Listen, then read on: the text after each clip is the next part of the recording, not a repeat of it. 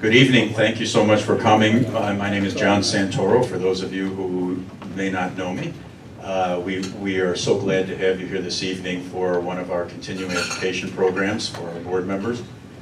It's hosted by the fine team at Lieberman Management Services.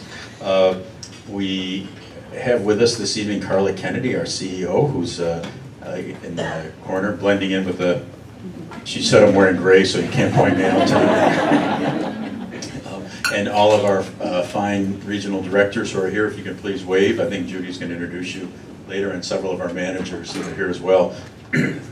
It's so great to see all of you. As we were walking around saying hello to everyone, I was really moved by some of the people who have been here with us since the very beginning. There are several boards here who were amongst the first clients of Lieberman when we started in the city, and it's really gratifying to see you here and to have that relationship continue. It means so much to us. And all of the folks that have joined us in the interim and ones who have recently joined us, we're so happy to see you.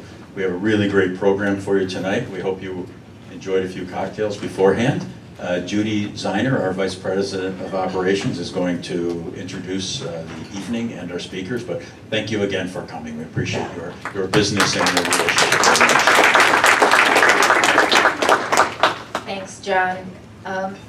We actually have a pretty packed evening for you tonight. There's a lot of new things going on in our business and our industry, and again, we're glad that you could join us for this session this evening. We are going to talk about the energy benchmarking program and the rating system for Chicago. There's some new things that are going on in 2019. We're going to bring you up to date on some of the newest legal rulings, and then we're going to talk about security and emergency preparedness. So all of the regional directors are available with little index cards and pens if you have questions that you want to ask the speakers or things that you're thinking of now that you'd like to write out in advance. Feel free to do that. If not, after this, each speaker will have time for questions and answers after each speaker. We also have some other resources for you on the table at the entrance that David Bendoff brought with him as well, so feel free to take some of those before you leave. Our first speaker this evening is Amy Jewell. Amy is the Chicago City Advisor with the City Energy Project. She works within the Chicago office of the mayor to develop new strategies and approaches to advance energy efficiency efforts in Chicago. Current efforts include the implementation of the Chicago Benchmarking and Transparency Ordinance, the new Chicago Energy Rating System, managing the Retrofit Chicago Energy Challenge, developing a property-assessed clean living energy PACE program, and ongoing energy code compliance and improvements. Amy?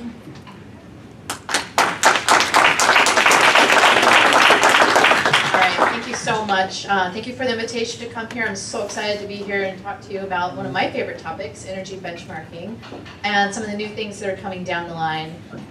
So thank you. Again, my name is Amy Jewell, and so I work in the mayor's office. However, I'm not a city employee. I work on something called the City Energy Project. You see our cute logo there. It's a nonprofit that's partnering with cities like Chicago to advance energy policies and programs. So in that role, I've been in this role a little over 4 years, working in the mayor's office on different city programs dealing with energy. So I'm here tonight to talk a little bit about the existing program we have in place, some changes that are coming next year, and some ideas and opportunities that you might want to take advantage of. And there definitely will be time for questions. I'm also happy to share these slides. So if you see something, you're trying to write it down frantically, don't worry, we can share the slides and have them sent around later. I also just want to say I really appreciate the format. I've been to so many events where you have a speaker or two and then you have the happy hour, and the speaker's just like, oh, I've got to get through this because everyone's just waiting for that networking and that happy hour. It's great to have it up front, so good job. I appreciate that. So, what am I looking at this one? Working on the clicker here. Maybe it's the wrong. Sorry. Let's see if we can get that working. but I'm going to just share, as I mentioned, a few things about what's already in place in regards to what we call energy benchmarking, some changes coming next year, which is the new energy rating system. I'm also going to talk a little bit about something called the Retrofit Chicago Energy Challenge. That's our voluntary program that we have in place around energy. And then if you're interested in learning more, we have also some ideas on how to really start tackling energy efficiency at your building. Okay. Oops. All right, well, that's the agenda that I just mentioned. And apologies that we're just working through our technical issues real quick. In the meantime, could you go to the next slide? So a lot of people ask me, why does the city care about this? There are several underlying reasons. This is one of them on the slide, a little bit technical, but basically the city has done an inventory or measurement of its carbon emissions and found that energy used in buildings, which is the fancy word is stationary energy, is over 70% of the city's carbon emissions. You would think it would be more would be coming from transportation, but that's only about 25%. So, and the city has also created some pretty aggressive goals to reduce those that type of pollution due to climate change. So when you break it down further, just under 20%, sorry, just under 30% comes from our residential buildings.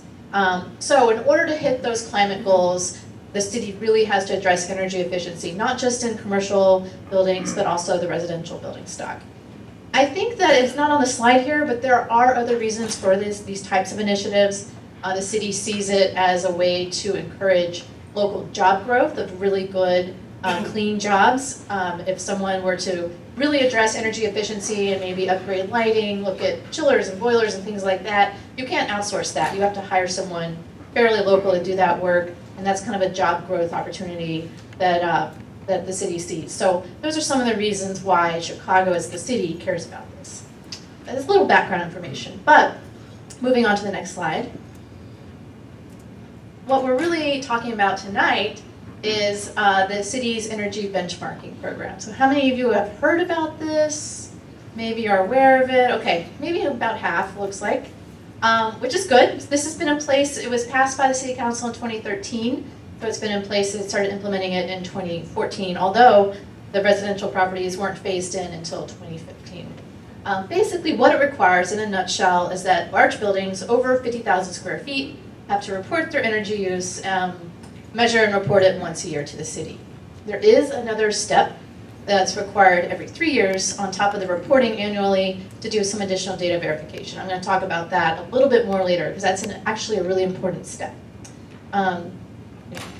The city is then authorized to share that information publicly. It's already been shared. It's online on the data portal. You can look it up for almost 2,500 buildings.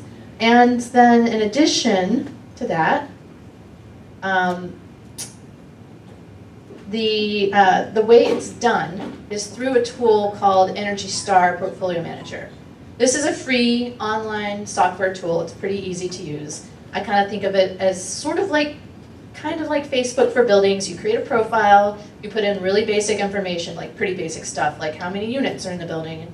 And within all those units, how many bedrooms are there? How many units have washers and dryers? So put in basic information. You also put in how much energy the building uses. By the way, you get that for free from ComEd and People's Gas for the building as a whole. And then it creates some metrics for you to take a look at. So this is a free online tool that's created by and maintained by the US EPA, the Environmental Protection Agency.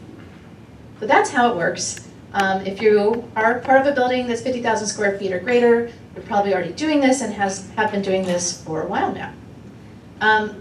As I mentioned, the data verification is really key. We really think that helps to improve data accuracy so that this information can be used. The whole goal of this is to create transparency around this information that was a little bit obscure in the past. And this information is really meant to help drive better decisions about energy management and maybe possibly make investments in energy performance and improving performance if, for example, you don't have a great result. Chicago is the only city to require data verification of many cities that have these types of requirements in place, and I'll come back to that also later in the presentation. Next slide, please.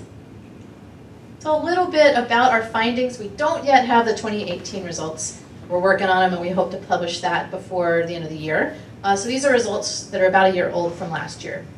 But what we're seeing is really great compliance all over the city, 85% when you measure it by number of buildings, well over 90% if you measure it by square footage.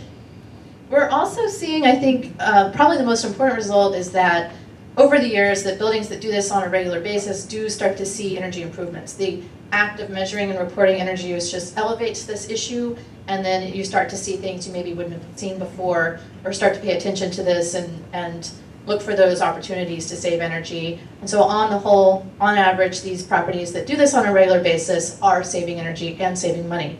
Over the course of the last 4 years, we estimate around 39 million total saved across all these thousands of buildings and supporting hundreds of jobs. We had a little infographic if you want to learn more about some of these numbers, but I won't go into too much more detail here. So building on that, I also did want to mention, Chicago's not the only city that does this. We were the 9th city in the US to pass this type of law, but now there's 25 cities. So this is not just something that the city hall dreamt up and created for Chicago, but is kind of a growing wave across the US and seen as kind of a best practice. All of these cities use that same tool I mentioned that's created by the US Environmental Protection Agency to do this work. The Energy Star Portfolio Manager is the tool that all of these cities utilize. So there is consistency as well across these 25 different jurisdictions. So you can, again, click on the links when you get this if you want to learn more, read our annual report and things like that. That's just background to tell you what's in place now. It's been so successful that there was interest in kind of looking at how can we build on this, how can we take this to the next level, and that's where the new rating system comes into place. So, I think you heard a little bit earlier, but this is rolling out next year in 2019. It was an ordinance that was passed late last year so that we had a lot of time to plan for it, to prep for it, make sure we can roll it out correctly. The goal of this, so what this is a new energy rating system that builds on the energy benchmarking I just talked about. The goal is really to make the scores easier and simpler to understand. When you go through this benchmarking process, when you enter your data in that tool and you get the metrics back, most multifamily buildings are able to get a 1 to 100 score. 100 is the best and 1 is the worst. 50 is about national average for energy performance. So when you're doing this exercise, you get that score. However, not very many people know that. They may not know what a 75 means versus a 50 versus a 20. You might know 75 is better than a 20, but how much better is it? So this system we come up with is meant to address that and to also help make the information more transparent, more visible to various types of stakeholders. This goes into effect next year. The initial ratings will be assigned after the annual deadline for reporting, which is June 1st of every year. So the ratings will be assigned after June 1st of 2019. I didn't put it on the slide, but there is going to be a 6-month grace period in the first year. So you don't have to post the rating for 6 months, but then you will be required to post it. And I'll get into that.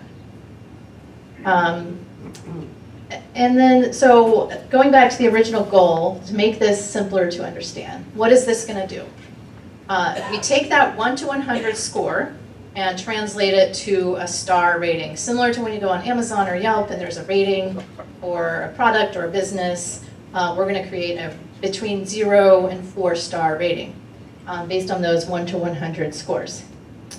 How do you get 0 out of 4 stars? Great question. That means you're out of compliance completely. You haven't reported anything. So most of, I imagine, the properties represented in this room would not get 0 stars. But it is a possibility for those that haven't yet complied with the benchmarking law. You can also earn an extra star if you've improved. So if you start with a score of 50 2 years ago, you've made some improvements, you've done some projects, now you have a score of 60, that earns you 1 extra star on the rating.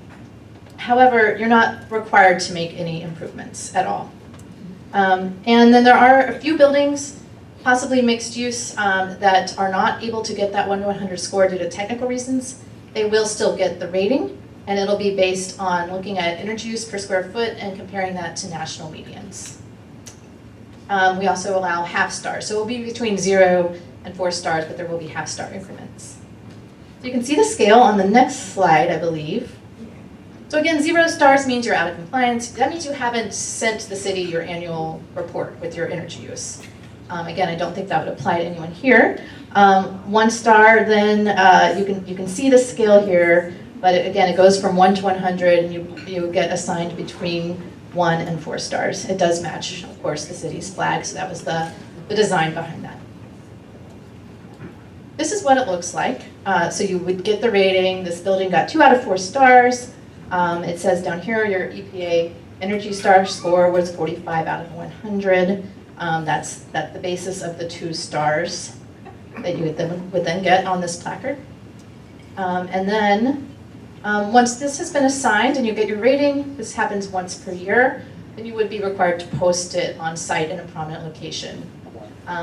And so where that goes is kind of, it's not spelled out in the law, it's not spelled out in the rules, it just needs to be kind of visible to most people who are coming into the building. It could be the elevator lobby, it's kind of, there's discretion there in terms of where it goes, it just needs to be a prominent location. You're also required to share it at time of listing, for sale, or for a lease.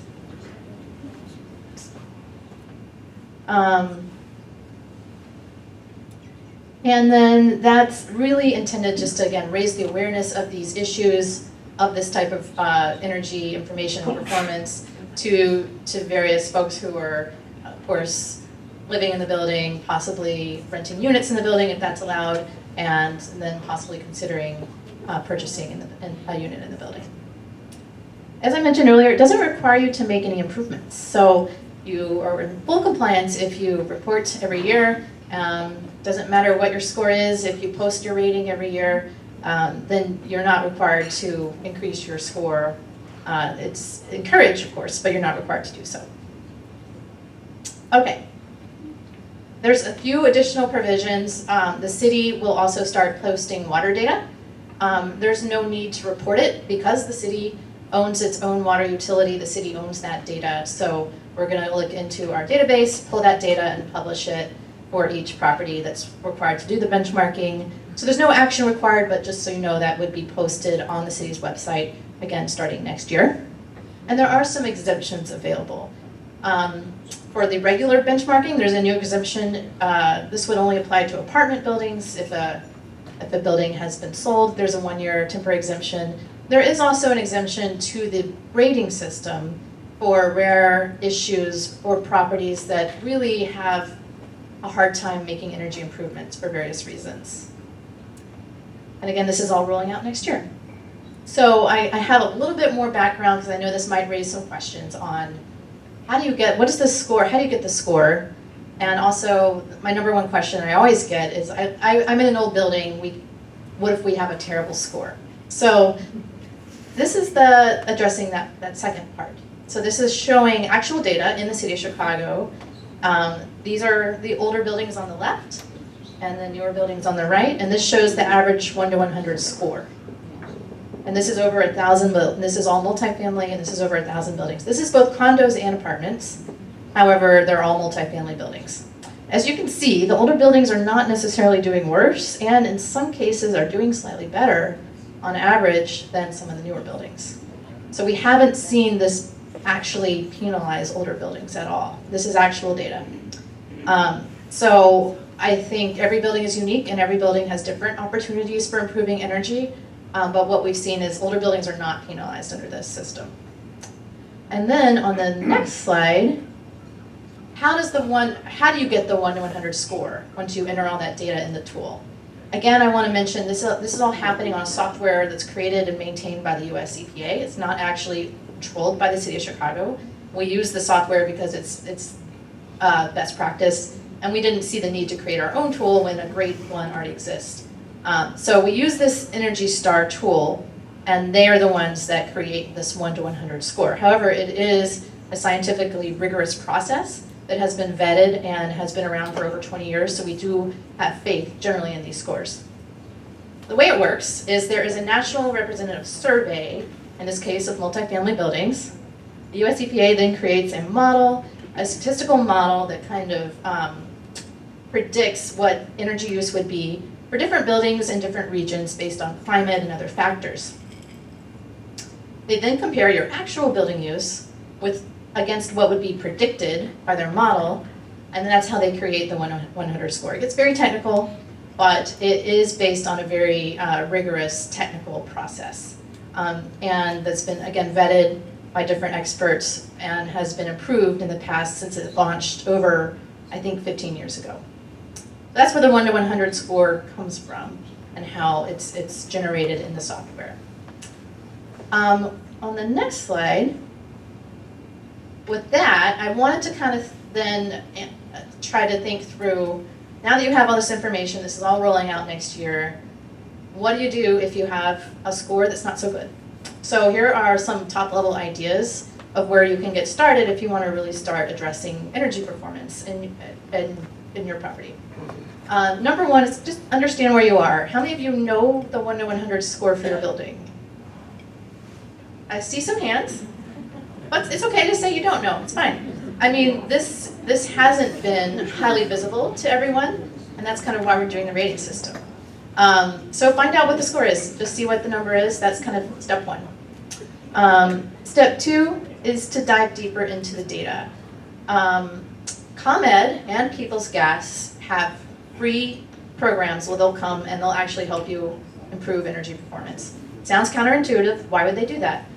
They're required to, under state law, provide these programs, and we're all paying a small fee on every bill that goes towards these programs. It's a ratepayer funded program that helps customers save energy.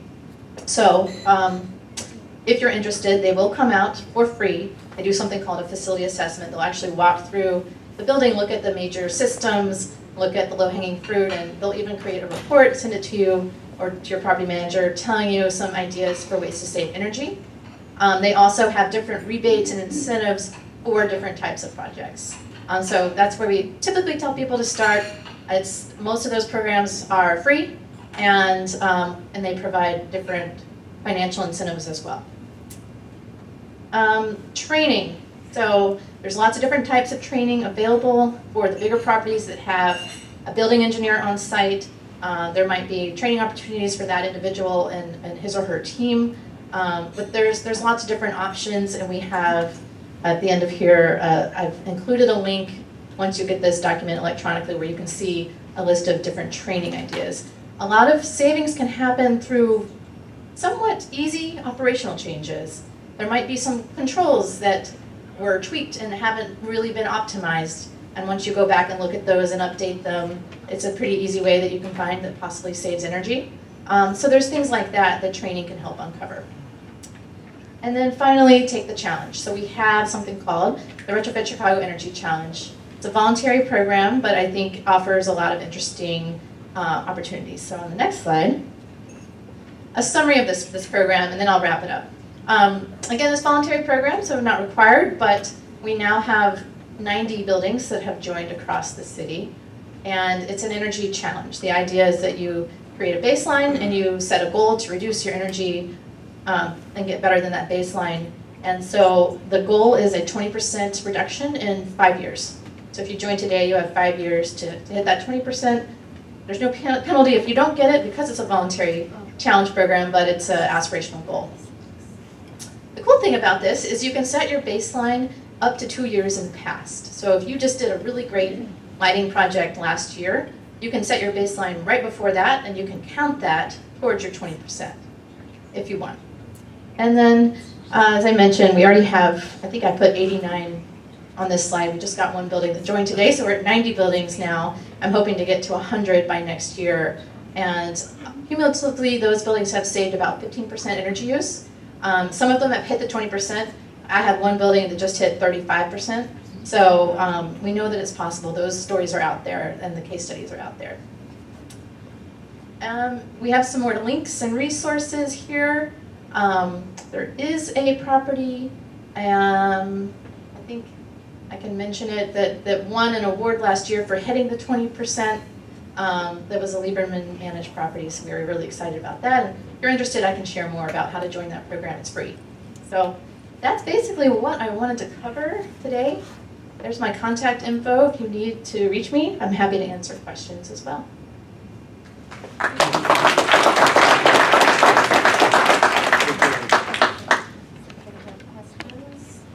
Amy, we will share this presentation with everyone. We'll send you copies. Yes. Where in the energy benchmark is solar panels or any information in regards to solar panels? Great question. So the question was, where in energy benchmarking is there information about solar panels? You can enter the data on, if you're getting data from your solar panels on how much they're generating, you can enter that into the benchmarking tool. It will adjust some of the metrics based on how much those solar panels are generating. But I will say that energy benchmarking is really meant to look at how much are you consuming and how efficient is the building. Putting up solar panels doesn't make the building more efficient, although it does make the building greener. So there's just some small distinctions there, but you can enter that into benchmarking and help track your solar production that way if you'd like. And it will lower, you can, one of the many metrics you can get in Portfolio Manager is how much carbon is your building emitting based on how much electricity and natural gas you're using. But those numbers will obviously go down when you put in the solar panel information.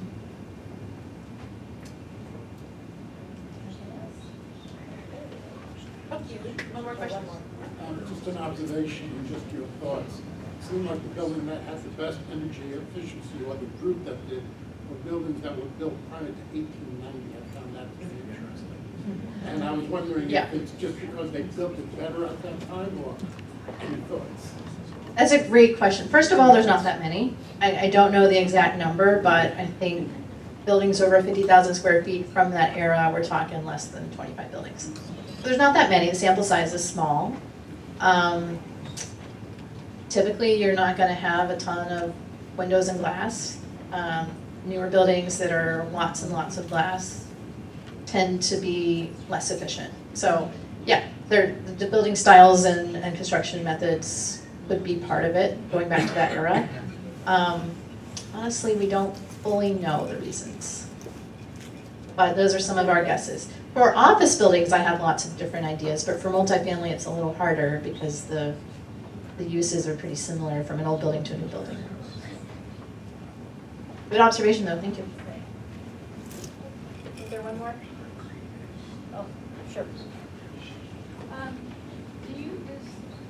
Does the tracking tool categorize the different types of buildings? Yes. By what they, because, for example, a building where everyone has their own, I mean, it could have 200 units, but if everyone has their own heater and air conditioning, then the building doesn't really use that much energy because the building isn't really heating and cooling the individual units.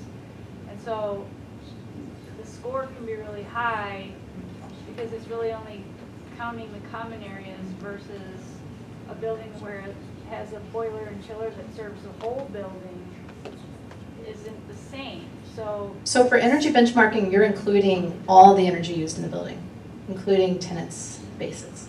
You're getting that data from ComEd. They send you an aggregate report, so you can't get the data on any one unit, but they send an aggregated report for the entire building from ComEd and People's Gas.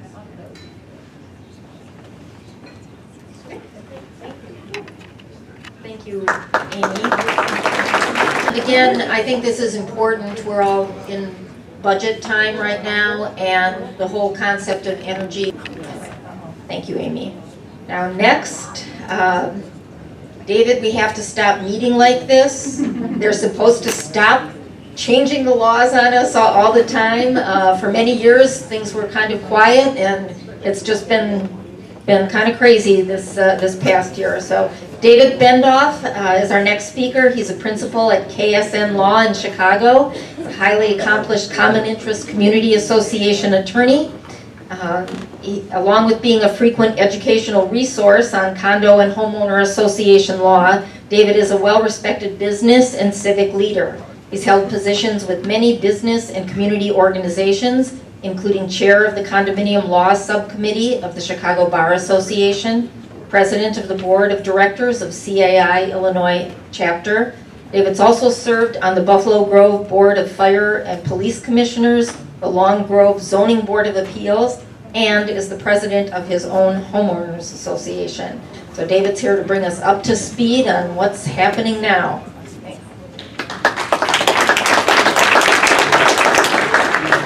Thank you, Judy, and I would also like to thank Lieberman for inviting me to this event. I always enjoy sharing some of the recent events in the law, so this is a great opportunity. I also want to point out that Judy just shared with you the reason for my lengthy marriage. I'm never home. I'm never home. Judy pointed something out that I think is very important. The last few years, there have just been a lot of changes to the law concerning condominium associations, whether it's through changes in the Condominium Property Act or through case law. It's just been a very, I want to say, volatile time, but certainly an interesting time to be a board member. And there's no doubt that this is a contact sport. Being a board member is a contact sport. As you said, there were many years where nothing of interest occurred. We would provide our annual case law update, and it was just boring. And the changes to the law were few and far between. But it has all changed. A few years ago, we talked about the Palm decision, which had dramatic effect and impact on associations. Then there was a little bit of a lull. This year, I've seen probably at least 12 appellate court decisions dealing just with condominiums. Usually, you see maybe 2. Right. Can everybody hear me okay? I want to make sure I can hear you. Great. And so like I was saying, this year there were about a dozen appellate court decisions concerning condominium associations. And so you got to figure, for each case that makes its way to the appellate court, how many of them were filed in the circuit court? So 30 years ago, 35 years ago when I started this, owners would threaten to file a lawsuit and would say, okay, go ahead and file. Those threats are now carried out. And the thrust of many of these decisions is to find the association board members with a duty that rivals that of a board member of General Motors. In other words, the fact that we are volunteers is not really recognized in these decisions. So, like I said, there were about a dozen appellate court decisions this year, but I'm going to focus on one because I think this one has a lot of impact on the day-to-day affairs of associations. And that's the Boucher versus 111 East Chestnut condominium. It was decided by the First District Appellate Court in June. A petition for leave to appeal to the Illinois Supreme Court was filed, but it was denied. So this decision is the law of the land of Lincoln, unless and until another judicial district, another judicial appellate court, I should say, rules differently, then maybe it'll find its way to the Illinois Supreme Court. So let me give you a brief summary of what occurred here.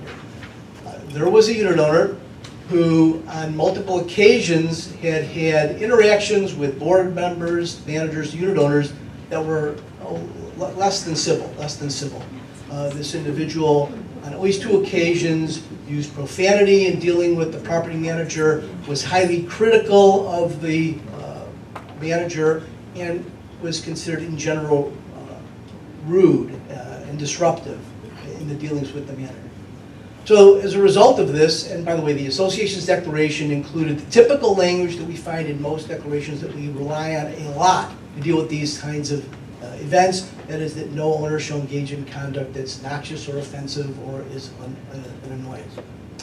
So here, it was a first event, and so counsel for the association sent out a notice of violation, citing this provision of the declaration, and describing the conduct that the owner had engaged in, basically speech that was profane and berating of the manager.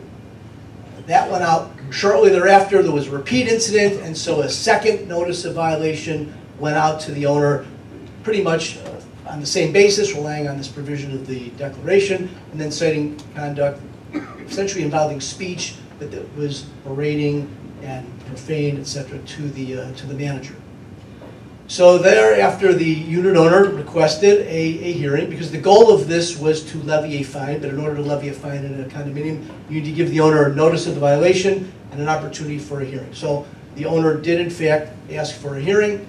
The association provided a hearing to the unit owner. It was in a closed session of the board. It is permissible to have a closed session of the board. when you're dealing with rules violation. And the violation hearing was attended by the board, the unit owner, and the unit owner's attorney.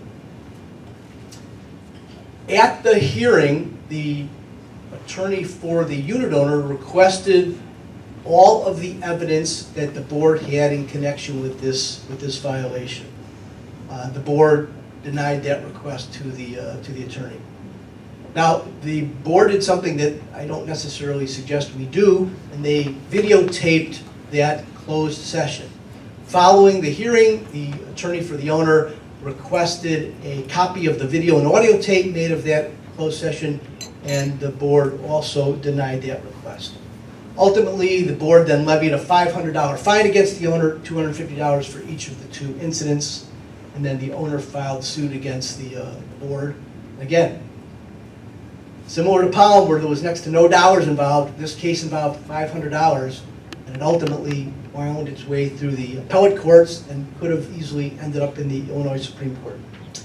There are three very important issues that this decision deals with. The first is executive sessions and the types of minutes that you need to provide of an executive session.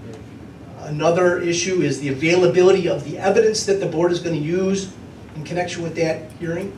And then third concerns First Amendment rights of unit owners. And by the way, when I look at these facts and I read the case, this board did pretty much everything right. We've seen decisions that we read and we just sort of cringe at some of the stuff that is the subject matter of that decision. But this was pretty much how things are handled in most associations. There's one exception to that, but so this is not a decision that you read and go, oh my God, I can't believe they did that. So first, let's talk about executive session meeting minutes. The appellate court held that the closed session of the board to conduct this rules violation hearing that was conducted by a majority of the board, a quorum of the board, I should say, was in fact a meeting of the board. And even though it was a closed session where the owners in general did not have a right to attend, the appellate court held that there had to be minutes of the closed session of this board meeting. And then the court then opined that despite the fact that the act specifically says that you can have certain meetings in executive session, there had to be minutes. There had to be minutes, which is very unusual. I mean, I read that and I had to read it again because it does not make sense. If the statute specifically says that you can meet in closed session and the reason for that is to keep certain things private, why then would there be a requirement to have minutes? It just does not really make sense. Now, there were no specific minutes of the closed session, but there was a videotape. And the appellate court said, well, there were no minutes taken, however, there was a videotape, and we are going to consider that videotape to be the minutes of the meeting, and therefore the owner is entitled to see the minutes. Now, I'll tell you, this sort of blew my mind, quite frankly, because minutes of a meeting are not a transcript of the meeting. They record the action that the board took at the meeting. And since by law, you cannot take any action in a closed session, in an executive session, what would there be to put in the minutes? It just, quite frankly, does not make a whole lot of sense. And I really strongly disagree with this part of the decision. This is why we were really hoping that the Supreme Court would hear this, because the Supreme Court has in the past undone some of the less than well-reasoned decisions of the appellate court. They didn't. I'm certainly hoping that the legislature will correct this problem, but until then, let's talk about some practical guidance to deal with this issue. First of all, the minutes of your meeting should reflect the motion to go into executive session and the motion to go out of executive session. And then with respect to what occurred in the executive session, I would suggest that you describe the purpose for which the board went into the executive session. Now, Section 1889A of the Condominium Property Act describes the 5 or 6 items that the board can meet in executive session or in a closed session. And I would suggest that you just reflect in the minutes. Board went into executive session to discuss pending litigation. Board went into executive session to discuss assessments issues. In other words, just follow that. You don't have to go into any more detail about what occurred. Now, certainly, again, since no decisions are to be made in the executive session, Don't include any discussions, any notes of what occurred in the executive session in your minutes. And then, of course, as always, decisions about what occurred in that executive session have to be made at an open meeting. So don't make any decisions in the closed session. Make your decisions only after you've come out of the executive session. And the court said something very interesting. I want to sort of quote what it said. It said, the motion should describe what kinds of allegations of misconduct have led to disciplinary proceedings against members, what evidence the board heard and relied on in such proceedings, and what penalties the board imposed for misconduct. So in other words, you have to be fairly detailed in the motion that you vote on in the open session. And there are many boards that did try or do try and limit the information that is included in these motions for a variety of reasons. They want to protect the privacy of the owner. They don't want to embarrass any owner. So many boards limit the information. So let me describe a couple of approaches. I mean, first, I'll give you an example of a motion I think would cover this without any doubt, and it might be based on the information and testimony received at the January 5 hearing attended by and described who was there. The board finds that the owner of unit whatever, owned by whoever, did engage in the conduct described in the January 1, 2017 notice of violation, and the board does levy a fine in the amount of X dollars against the unit owner. I mean, I think that's very detailed, and I think it would suffice. But again, there are some boards that want to limit the information that is included. I think you probably do that at a little bit of your own peril, but I do have an alternative approach, and my view is unless and until an appellate court rules on this very limited issue, it's something that might still fly, and that would be to, if you can have an executive session to deal with violations of the rules or of the declaration, have some sort of a log that describes, okay, violation number 1 is John Smith, owner of Unit 12, and don't actually have that log as part of your minutes, but then when you come out of the executive session and you vote, you would say essentially, with respect to executive session log item 1, and then go on and make your motion without identifying the owner's name or the unit number. Again, this is sort of untested in the appellate court, but I think that it's worth trying. And then, of course, if the behavior involves the tenant and you want to evict the tenant, you're going to have to revise the motion. And of course, this is not necessarily intended to be a one-size-fits-all approach, but you may have to speak with your counsel about preparing some sort of draft motion for you. But my point is, I think your motions in general are going to have to be a lot more detailed, particularly when we're talking about rules violations hearings, than we might have otherwise done. Let's talk about the availability of evidence that's going to be used in the hearing to the unit owner. What the appellate court held essentially is that if an owner makes a request for the evidence that's going to be used in connection with their rules violation hearing, you've got to provide it. You just got to provide it. And quite frankly, this is something that didn't shock me. I think that on those rare occasions where a client comes to me and says, hey, look, the owner or their lawyer has asked for a witness complaint statement, they want to see a copy of the videotape of the dog biting the other dog, should we give it to them? I go, absolutely, absolutely. The statute provides for due process. And so you want to give that owner their due. You want to give them due process. You don't want to have a situation like this where the owner is appealing and then you have to explain why you didn't do certain things that seem in general reasonable. Because remember, at the end of the day, you can provide the owner as much due process as possible, but at the end of the day, it is then going to be up to the board to make a decision. And typically that decision is not going to be overturned by the court if you have followed appropriate procedure. So err on the side of due process. So what's the practical guidance here? Well, if an owner makes a request for the evidence that's going to be used against them before the hearing, provide that to them as quickly as possible. Don't dawdle, don't wait until the day before. Try and get that to them as quickly as possible. If they ask for the information at the hearing, give them a copy of it. And so I guess one takeaway is if the owner or their lawyer has not asked for the information in advance of the hearing, it would probably be prudent to have a copy available to them, again, if they ask them. But it's important to note that there's no affirmative duty to give this information to the owner or their lawyer. They have to make a request. They make the request, give that to them.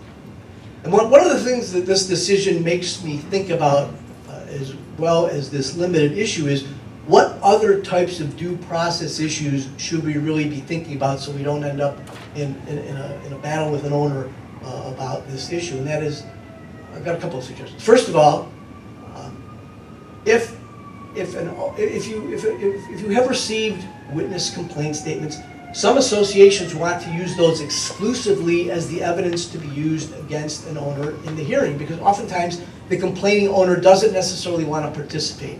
I just think in general that's not a good idea, and I think it's really important that you don't simply rely on the witness complaint statements. You need to have a witness live to explain what happened. The reason for that is the owner who is complained of should have an opportunity to ask questions of that owner about the incident. I'm not suggesting that they have a right to cross-examine it and look like they're in the county court system. No, but they should have an opportunity to at least ask some questions of their accuser.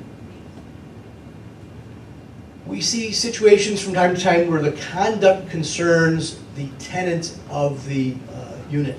And a lot of associations will send a notice of violation only to the unit owner and only want to invite the unit owner to the hearing. Well, the unit owner, who isn't the one living in the unit, the unit owner isn't the one who engaged in the conduct, they're not going to be competent to describe what happened. Only the tenant is going to be competent to do that. So certainly if there is a violation that occurred that is based on the conduct of the tenant, send the notice of violation to both the owner and the tenant, and by all means permit that tenant to participate in the hearing. And I would in general permit an owner's lawyer to be present. That doesn't mean that they have to have a very active role in the thing, but it's important to not deny that request of an owner. Because again, we do not want an owner to be able to go to the court and say, they didn't let me do this and they didn't let me do that. Let them do it. Again, at the end of the day, you as board members can make the decision you want to make. Of course, it needs to be supported by the information that you heard.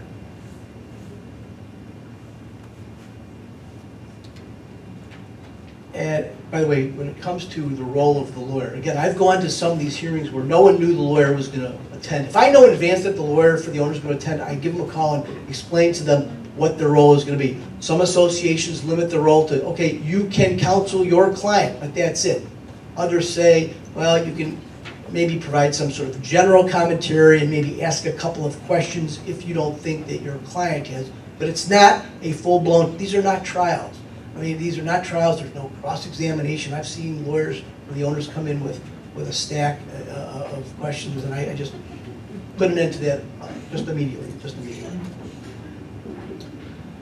The third area that this decision deals with is the First Amendment rights of the owners. And I think this may have a broader effect than the decision we talked about, or the portion of the decision we talked about the meeting minutes, because what the appellate court said or made clear or confirmed is that unit owners in condominium associations have a First Amendment right concerning speech, and that they confirmed that this is because the Condominium Property Act specifically says that the board has the right to make rules, but that no rule shall infringe an owner's First Amendment rights. And so the court really latched onto that in suggesting that an owner could not be fined for merely exercising their First Amendment rights. So the owner that swore at the manager, berated the manager, criticized the manager, was merely exercising their First Amendment rights and could not be fined for that conduct. I mean, that's a little bit troubling. And I think there's probably very few people in the room that will disagree with that. I can tell you that each year I do multiple notices of violation to owners who engage in this sort of conduct. And I'm not suggesting that there isn't anything to do, because the First Amendment does not protect all speech. And there is certain speech for which owners can certainly still be subject to discipline and rules violations and litigation and all this sort of thing. So speech, whether it's oral or written, cannot be threatening in nature. So the owner that comes in and threatens harm to a board member, to another unit owner, to the manager, that's not protected. That's not protected. If the owner is engaged in conduct that rises to the level of potentially creating a hostile work environment for that manager, that's not protected. Not protected. So I think that we just have to be a little bit more careful about how we characterize the conduct of the owner, and we might have to give that owner maybe that sort of one free bite at the apple to just be rude and obnoxious and use profanity. But if there is a pattern of misconduct, if it's threatening, if it creates a potential hostile work environment, then all bets are off, at least in my opinion, on the holding of this case, and we can absolutely take action against that person.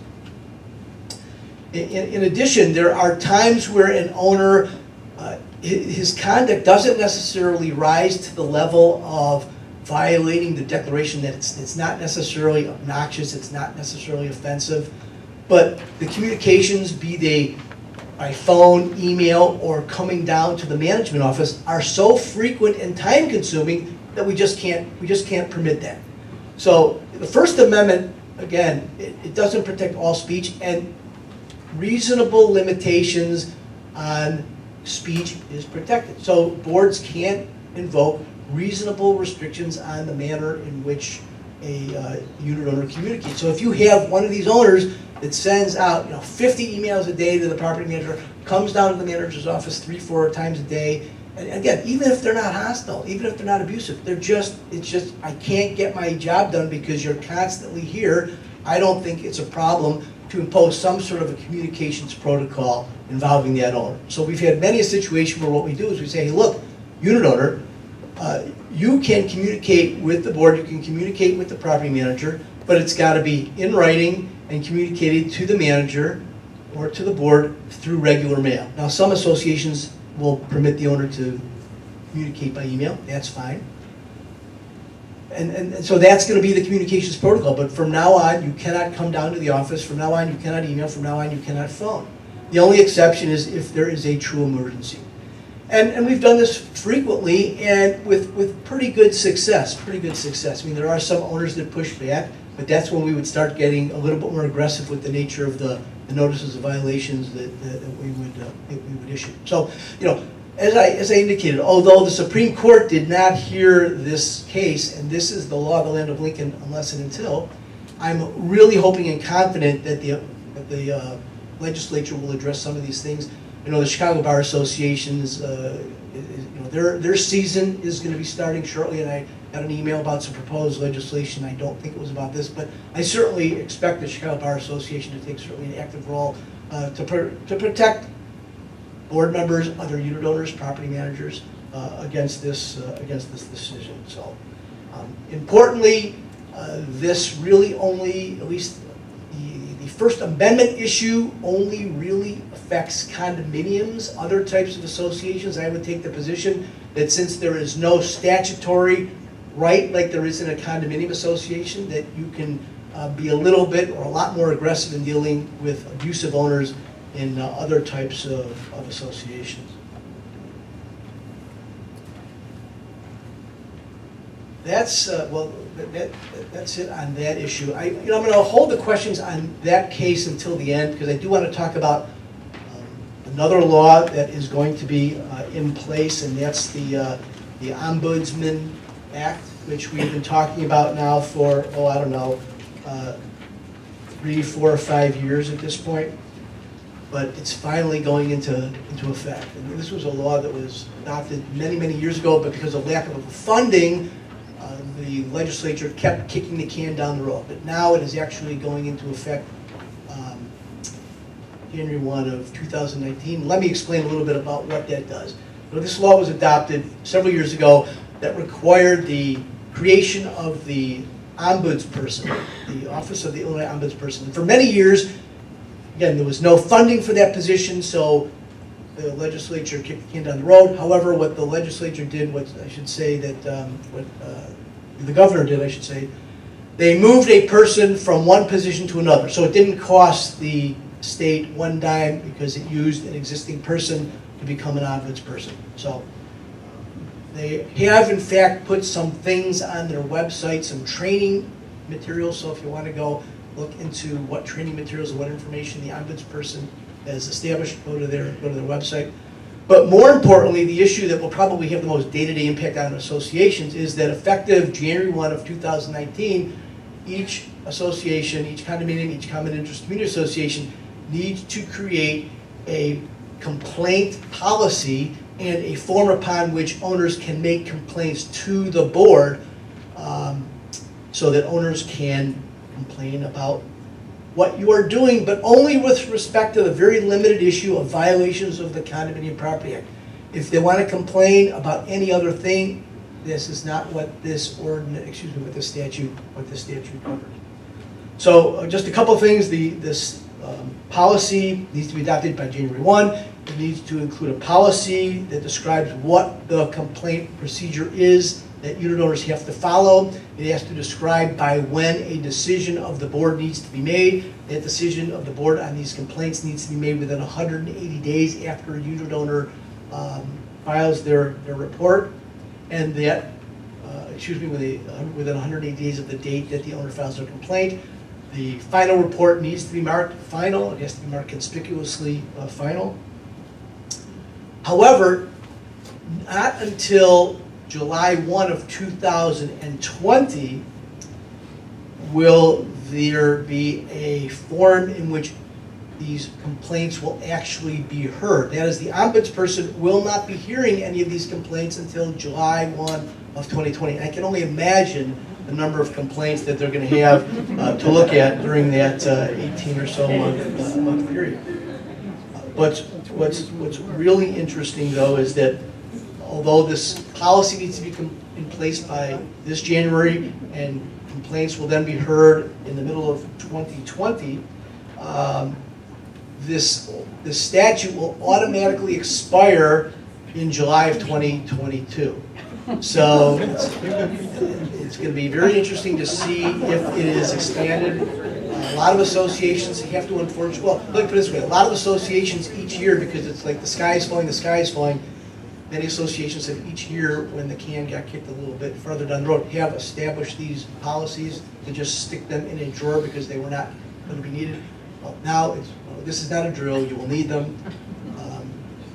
My guess is that the owners will not necessarily appreciate the very limited scope of what it is that they complain about. So as a very threshold matter, when boards get these complaints, you're going to have to look at it and say, yes, this is something within the policy, or no, it is not. And I'm going to probably guess 95% of these things are going to be outside the policy. Unit owners cannot use this to complain about managers, so you're not exposed. The target is not enlarged even further than it is. So again, get those policies in place, and we'll see what the legislature does in connection with 2022. My guess is they are not going to renew this, because I think they will realize how expensive it is going to be to address the multitude of complaints that they are going to receive. With that, any questions about the Boucher decision or the ombudsperson? Yes? If you're in an executive session and various board members are taking notes as the evidence is presented and the facts are disclosed, are those notes discoverable by the complaint?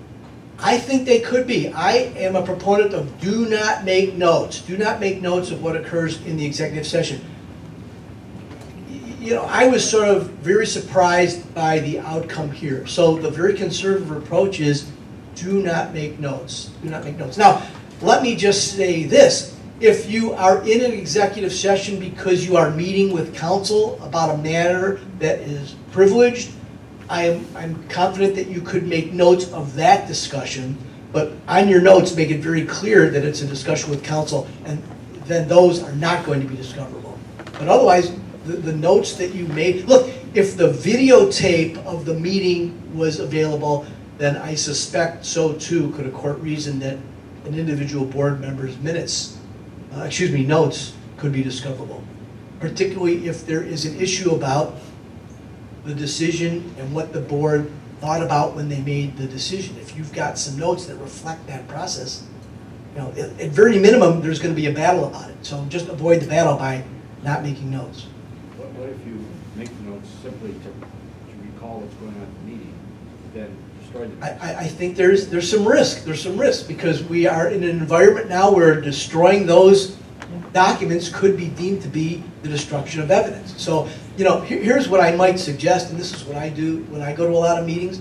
And I absolutely understand it. If you are going to hold your executive session, but maybe you are not going to vote on the matter for another month, how are you going to recall? I would suggest using very, very cryptic type notes so that it will trigger some recollection in your mind, but it's like the prescription you get for the medicine. The pharmacist, well, this could be for 3 different medicines, I don't know what this is, but in other words, don't make it easy for someone to identify what it is. You have to rely on your own recollection of what you meant by that. But and again, I do that all the time. Here and then we'll go here. Yes? Yeah, this is a quick one.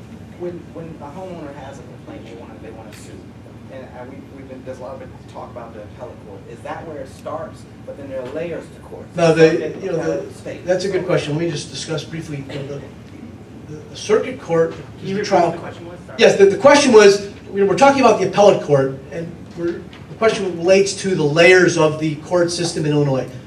The trial court, the court where an owner files their complaint, that's the circuit court, that's the trial court. That's where the trial's held, the court hears evidence, things of that nature.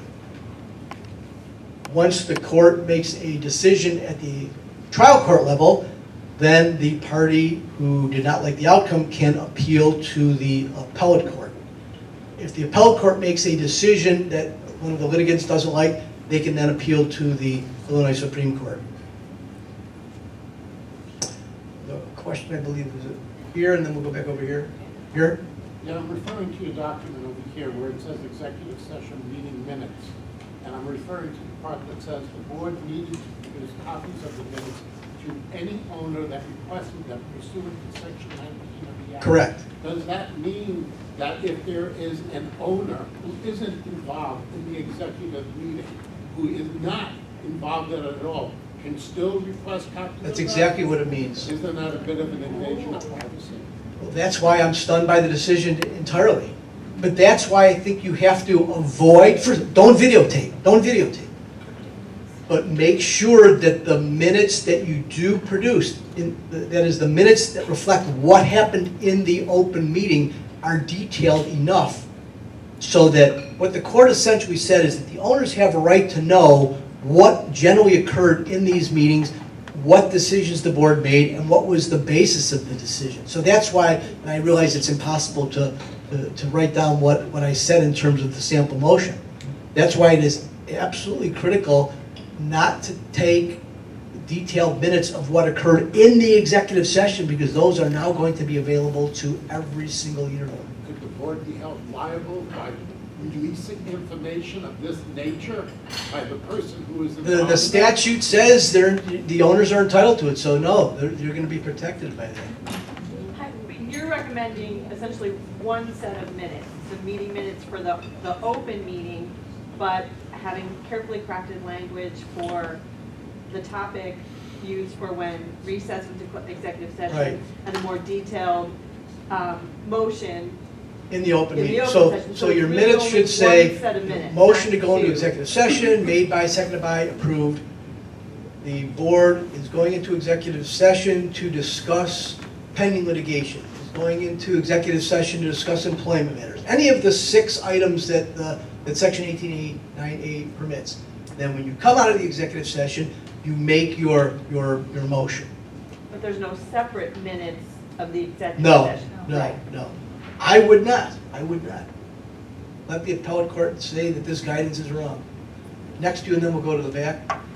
But so then, when the minutes say what happened in the executive session, I mean, we've been putting, a unit was accused of X rule, and the unit was fined $100. But you're saying that we're supposed to have like. I think you need to be more detailed, but I think there's probably some justifiable risk if you maintain a log that identifies violation 1, unit owner, so and so. So that, but that is not part of the minutes. That is something that the board will just maintain, But separate apart. Where do you maintain this secret log? Say that again, I didn't hear the beginning. Where is the log kept? Just in the manager's office? Manager's office, in the association's records, but not, it's not a record that would be produced, in my opinion, absent some court order.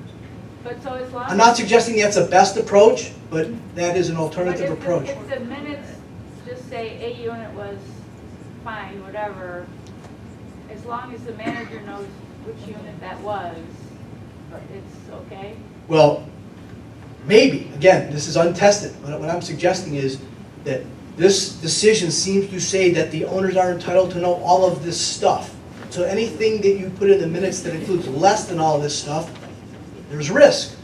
But I think the biggest problem, and I see this all the time, where boards will adopt a motion that simply says, we heard a matter in executive session and we find that the owner did in fact violate the rules. Or the first matter we heard, or the second matter, but there's nothing that they can refer to if this ever gets litigated. So when someone looks at the minutes 6 or 7 months down the road, they don't know what happened.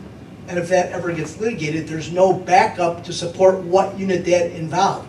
So it may, in most cases, really be to the board's benefit to maintain that specific log separately if you want to take this position that we're going to maintain the owner's privacy. It's not necessarily a position that's supported, but I get it. In the back? David, most of us have a pretty good paper trail on these types of cases. And this is not the first time, and it's not going to be the last time this kind of stuff has happened. Do you think that, in your best professional estimation, that the board's lack of producing the evidence, this paper trail of this abuse and harassment and profanity and so on, led to this decision because they were weak in supporting their argument? Well, you never know really what goes into the minds of the justices, but certainly when they're, the greater the errors in their mind, certainly the easier it is for them to come to a decision. And what the appellate court said is that the owner was not able to necessarily respond to all of the matters that were raised if they were not provided the evidence. So the board did not really give a full hearing because it did not necessarily hear all of the evidence because the owner was not able to speak to all of the evidence. It might have never gone to trial or appeal or any of that had that been done. Maybe. You just don't know what made the owner decide to go the next step. What was the trigger for them doing this? Was it all of these things? Was it just one? Who knows? Shirley? So in the minutes for closed session, after you reconvene and you're approving the motions made from you're in open session, you are approving what was discussed, the decisions. So if there are no decisions from that closed session, then what do you put in the minutes? Then possibly you would merely identify that the board engaged in a violation hearing and no decision was made. Or what if there's no violation? What if you're just going to executive session for the other? Then just explain that the board came out of the executive session wherein they discussed pending litigation, but no decision was made. Something to that effect. And then also, if you're going to defer to another meeting, just indicate, the board heard the rules violation hearings, did not make any decisions at this hearing, at this meeting, and will make a decision at a future board meeting, something to that effect. Okay, I think we're going to have to wrap this up. Thank you very much. Oh, thank you.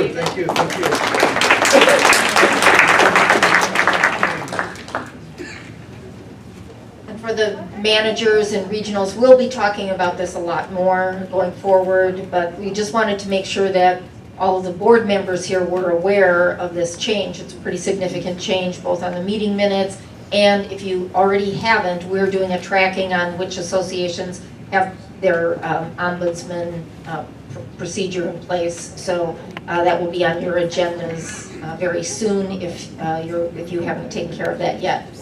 The next hot topic, if you will, that impacts everybody is security and safety. We just went through some situations last week in terms of emergency preparedness with the Van Dyke trial and the marathon in town. There was a lot of concern. And this evening we have some representatives from Titan Security. If you want to come up here. We have 3 representatives. Sanad Magnifique is VP of Operations with Titan Security, and he's responsible for the oversight and delivery of Titan's residential security staffing services. Mark Appel, who's president of Titan Electronics.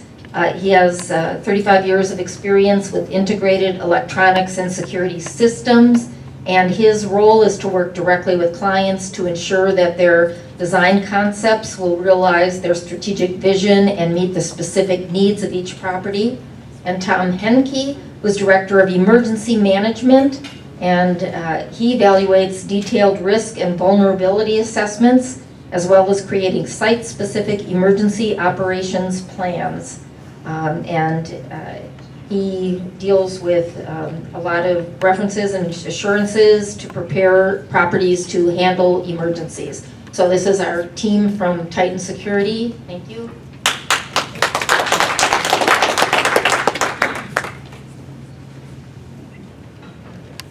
Hello everyone, my name is Sanad Mangafik. I'm with Titan Security. It's good to be here tonight and see some of the familiar faces that we work with. I'm going to quickly introduce us here. Our first slide here is just to quickly tell you a little bit about us and who we are. We're a full-service security organization from security staffing, systems, and emergency planning.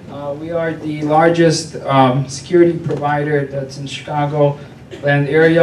Our headquarters is in the West Loop. We also have an office in Downers Grove suburbs. The company was established in 1977. We've been under the same ownership since 1992. We're top 15 organizations. On our next slide here, we're going to introduce our team that's here tonight. We have Mark Appel, who's the president of our Titan Electronics division. Mark Appel has been in the industry for over 35 years. We have Tom Henke, who's been in the industry for over 12 years. 6 years spent on the Senior Emergency Management Coordinator role for the OEMC. Tom also has his own book on emergency response. And myself, I've been in the industry for over 10 years now. I oversee our residential division for Titan. On our next slide here, just a little bit about our partnership with Lieberman. We have over 15 years of working relationship. We work at over 16 locations for Lieberman. Full-time coverage at 8 properties, 6 properties we do relief staff for, and 2 we do seasonal coverage. We also have over 7 locations that we work on the Titan Electronic systems. We are a very proud member of the LMS in Good Company program. We're going to be covering improving security intelligence. I'm going to be talking about the training best practices for the door staff, and also about the package management tracking softwares, and Tom Henke is going to cover the building emergency planning.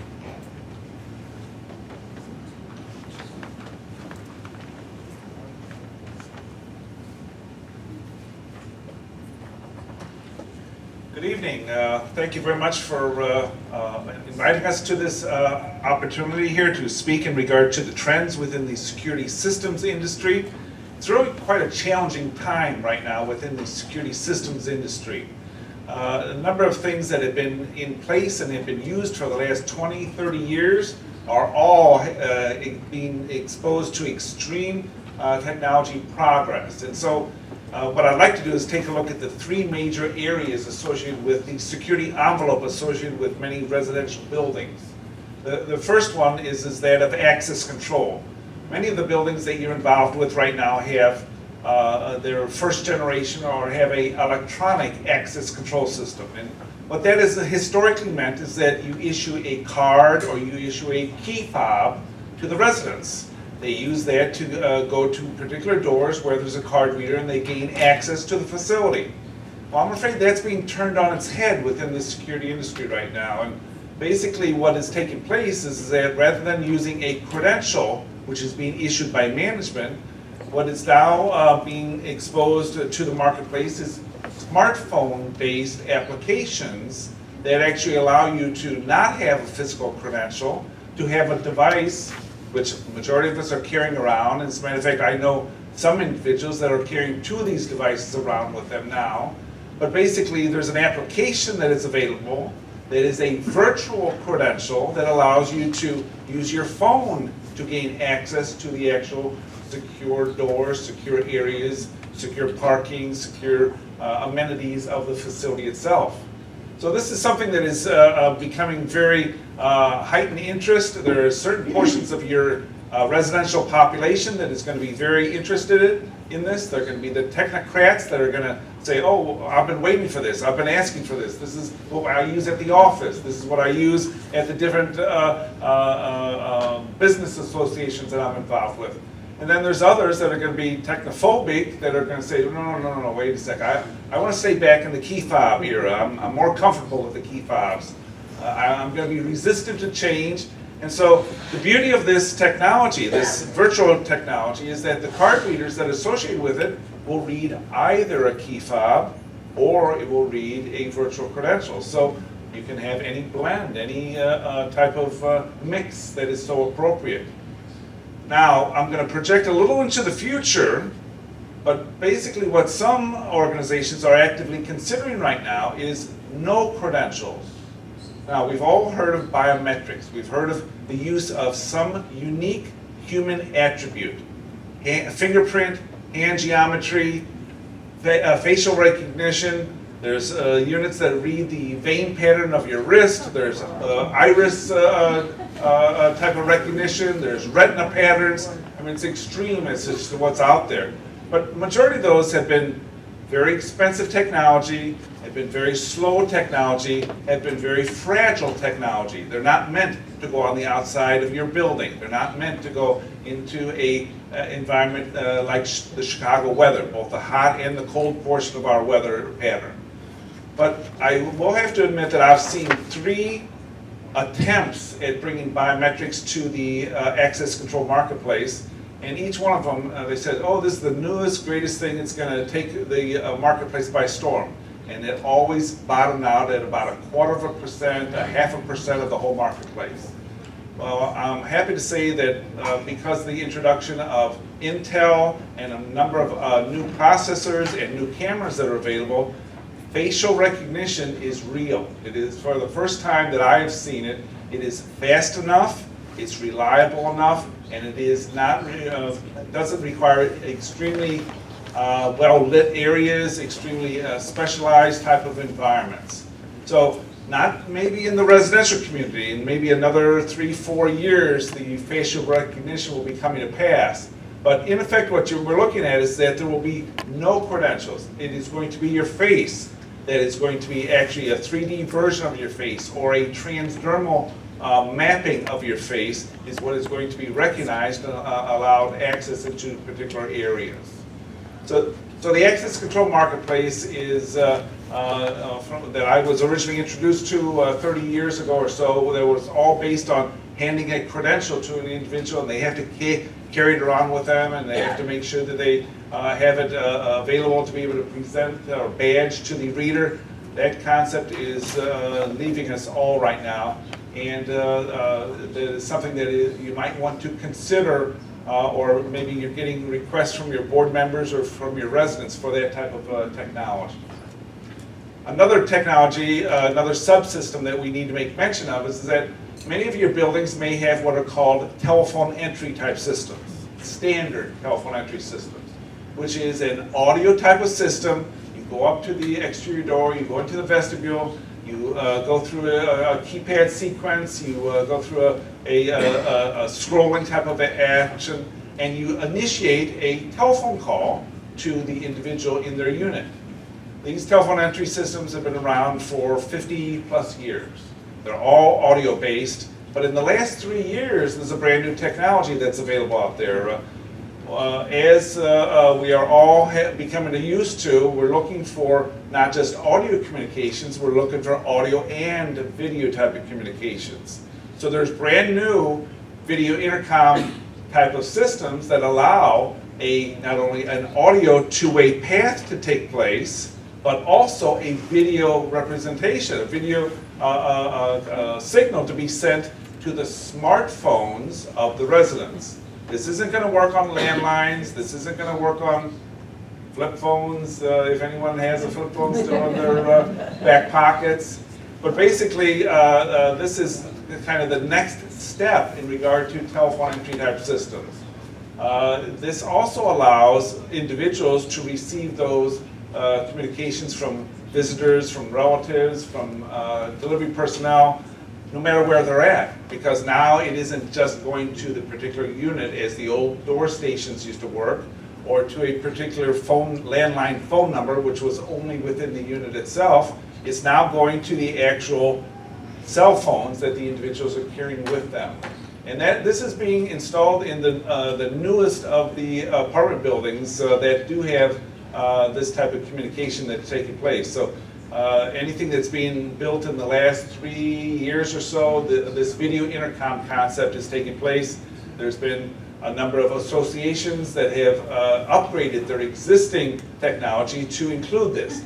This actually helps a great deal, especially if there isn't staffing either some of the day or all the day at a particular location. You're able to see, is the person wearing a UPS uniform? Is the person carrying my pizza in a pizza box? Is that my relative that's bothering me once again? So you have a situation by which you can actually decide as to whether you're going to have your image be displayed on the unit itself, or whether you have audio communications only, or whether you're not going to answer whatsoever. So this is something that is groundbreaking within the telephone entry or video intercom type of marketplace. The last portion is the portion that we see on all of the TV programs and all the movies that we're observing, and that has to do with closed circuit TV or camera type systems. For the last 45 years or so, it's been analog technology. Analog technology was based upon the old broadcast standards developed by RCA here in the United States. Well, now, because of the revolution that's taking place with the network type of cameras, we can get extreme resolution. We're getting resolution that's greater than HD TV, which we're all now watching on our cable systems. Matter of fact, there are cameras out there, and I'm not speaking of extremely expensive or extremely, one production, first level of production type of devices. There are cameras out there that have 10, 20, even 40 times the resolution of what analog cameras have. The ability to actually identify the individual of what where the mischief has taken place, where the problems have taken place, to be able to do a positive identification is what these high resolution cameras are now achieving out in the marketplace. And unfortunately, it does mandate that the existing cable structure, the cable plant, be upgraded, because the old coax of years gone by does not support that technology any longer. The other aspect of these camera systems is the fact that it allows you to remotely connect to this, whether it be residents, managers, or other appropriate individuals. One of the things that is a private-public partnership here in the city of Chicago is with the OEMC Center out on West Madison. They are actually accepting video connectivity to these network cameras on exterior cameras of a particular residential community, such that if there's a problem in the neighborhood, if there's any type of security issue, if there's a other type of issue that needs there to be greater information for proper deployment of city services, they actually can connect to your exterior cameras. We're actively involved with that in a number of commercial buildings, it's now becoming more of a topic of discussion, an area of interest in regard to residential applications also. So there's really been a absolute explosion in technology available in the security systems industry. It mandates that we actually visit these global expos on a twice-a-year basis because of the fact that the technology is changing that quickly. One of the things that we do offer for Lieberman, and this is exclusive to Lieberman, it's not something that is offered to the rest of the marketplace, is that we offer what are called security audits. And the security audits is where we come to your site, we bring a team of individuals to actually review your existing systems, your existing physical security, your existing procedures. And then we come back to you with information as to benchmark against other buildings and other recommendations associated with the site. So that's something that you should keep in mind in regard to your particular facility. It is really quite a good document for you to maybe develop a 5-year plan as to what you would like to do and what you need to do in the near future.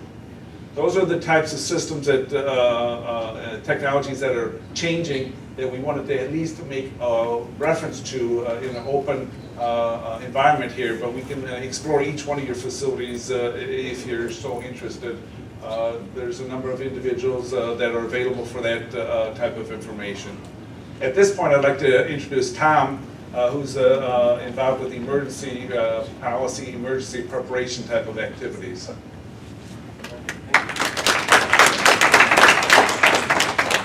Folks, I know we're running very close on time, so I do thank you for sticking around, and I'm going to actually jump forward in this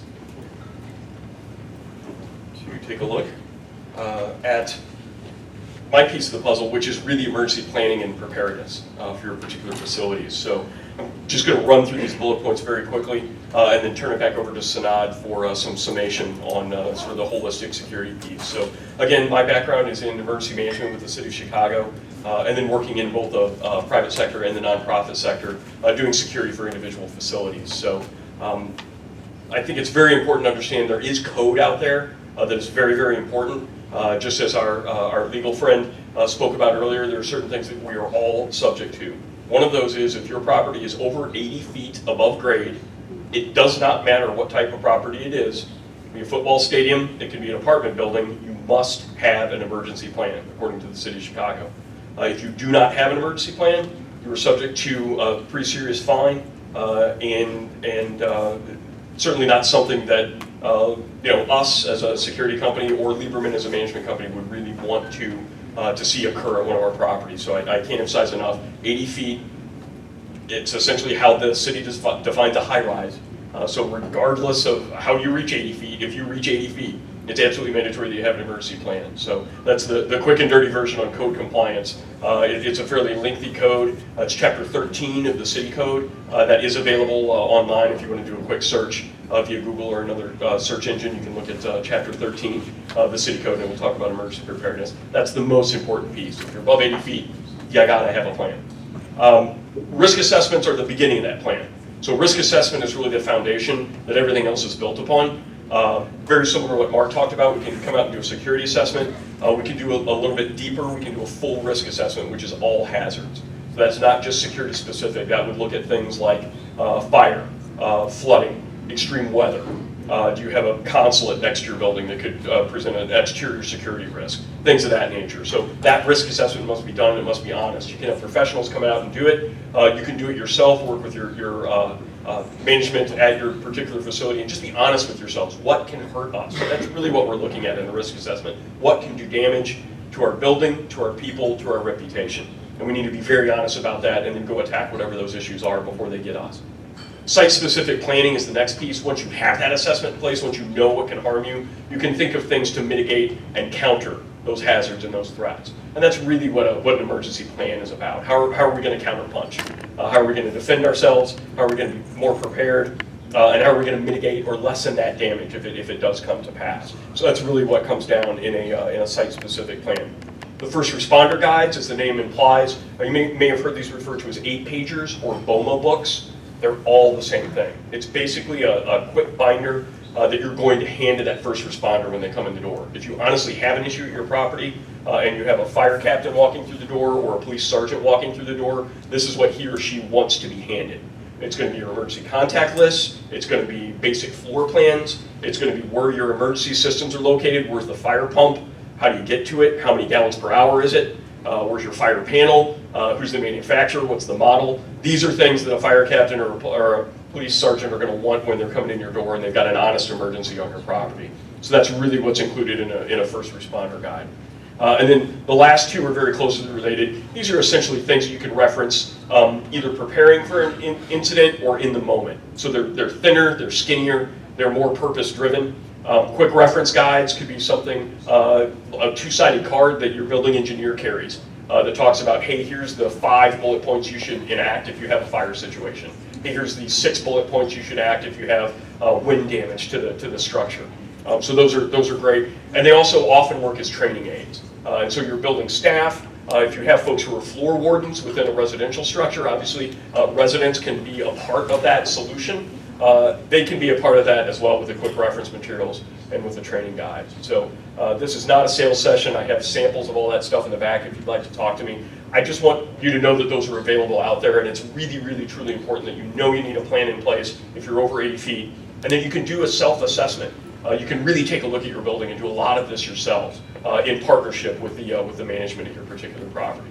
We're here to help and here to give advice in any way that we can, and we're very happy to do so. So I've tried to be as quick as possible. I'll turn it back over to Sanad for some closing security-related comments. Thank you.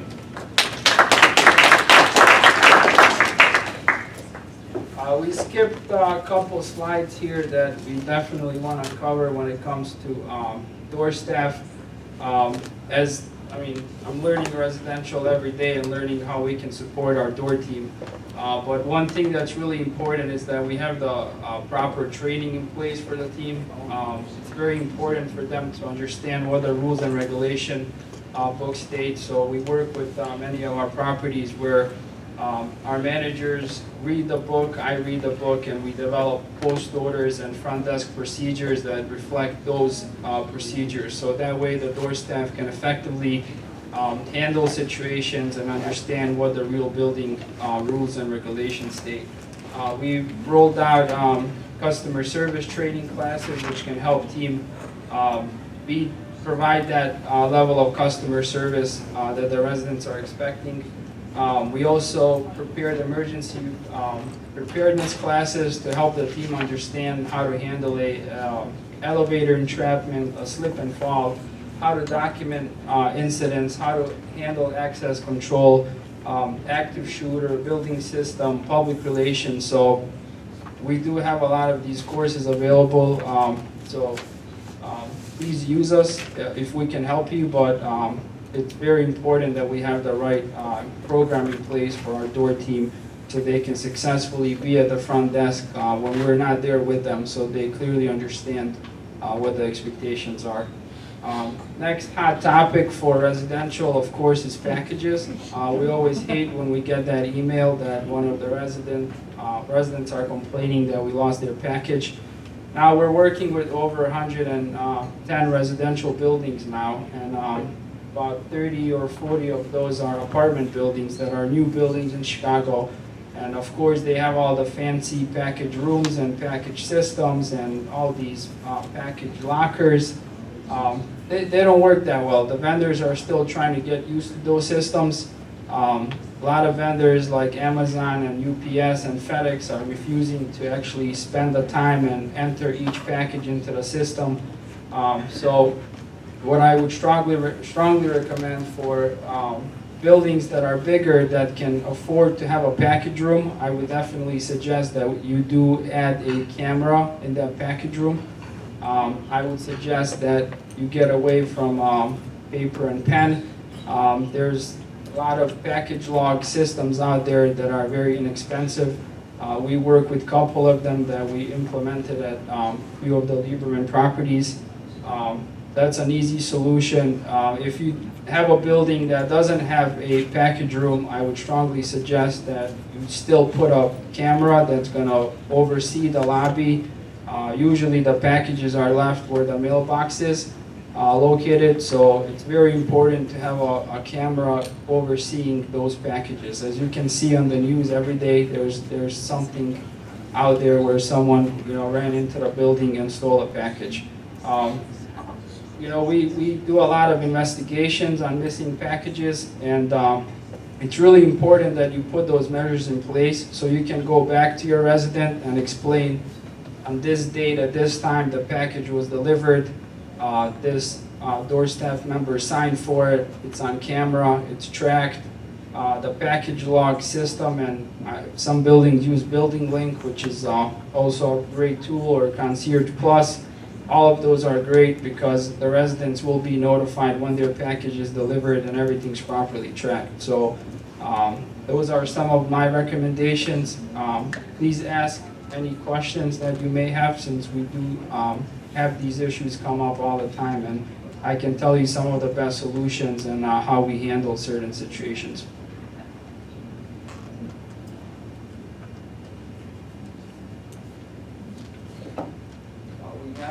Yes? I have no doubt that the technology is there for the future and all the security and biometrics, but there's still a human piece to it. So when you're placing staff on site, how do we know that they're gonna follow through in what the building wants? So whether it's Titan, Monterey, it doesn't matter who it is, if they're not following the guidelines and they're allowing people in, they're allowing piggybacking, they're not asking for IDs, we're spending a lot of money on that. As a board, we take the heat. So how do you deal with that piece of it, or that element of it, whether it's Titan, Monterey, it doesn't matter what security company it is, how do you deal with that? Well, the number one good thing is that you have the tools that you can provide to the door team. Cameras, access control, so they can actually use the systems. A lot of buildings don't have those type of systems in place. It starts from recruiting. We got to recruit the right team for the buildings. Once we get the right team in place, it's the training. We've developed many training checklists that are residential specific. This is what helps us. It's a 4-page training checklist that covers anything from access control to packages to move-in, move-outs. Those are all important topics. If there's an illegal move happening, the door staff needs to understand what is a legal move, what is a legal move. When do we do moves? Do we allow moves on weekends? Do we allow moves in evening hours?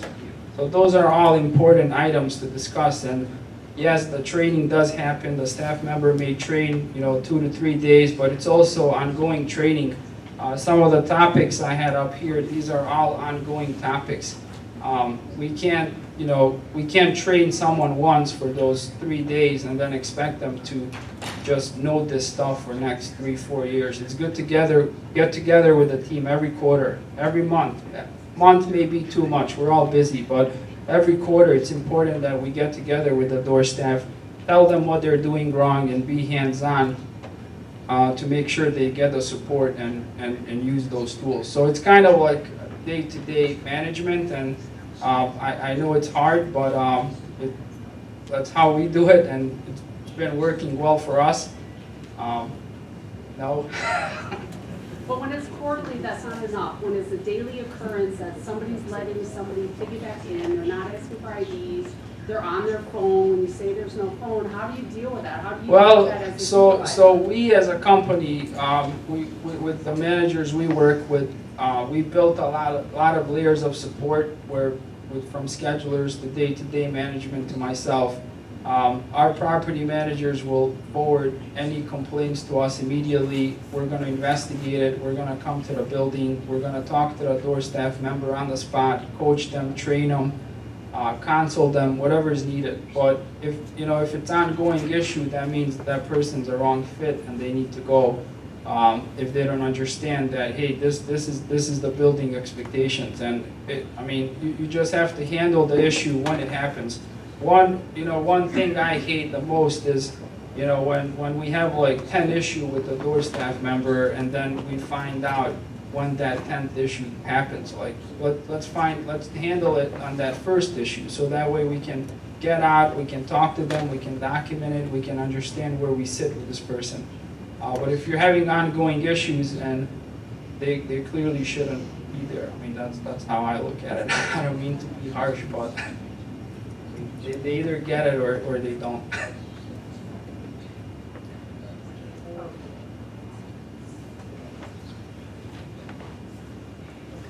Thank you very much.